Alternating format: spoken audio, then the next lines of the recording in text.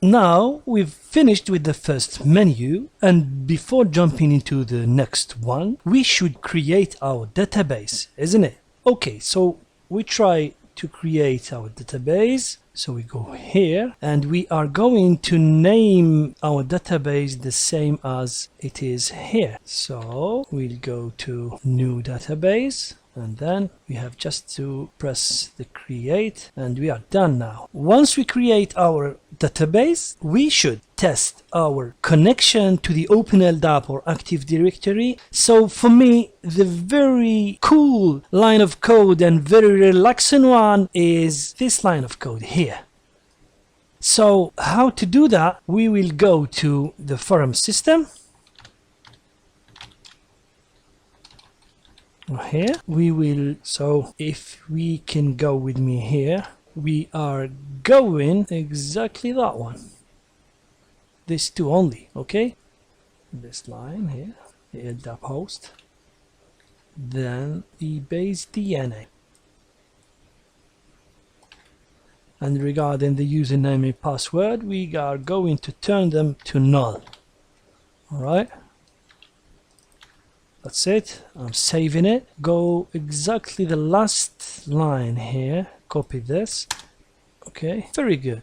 Okay, so once we finished, now we are going to jump to the next menu. So we'll go to database, guys, here. All right, I'm going to use this and this. Okay, let's go on. Okay, introduction, installation, and we are going to install two columns, which this column are very important to connect your Active Directory to your database. So we are going to paste it here. Okay, very nice. Regarding the PHP Artisan, we are not going to run it for now until we create our Laravel breeze, and then we add another column which is username. Then we will run this command. Okay, so we will go here, there is nothing, then we jump to the configuration and we will bring all this and we go to configuration and auth, and we will replace the providers here like this, and then we will make it nice like that. And then make sure something very, very important, because we are connecting and dealing with OpenLDAP, so you need to change this to OpenLDAP. Very important. This is one.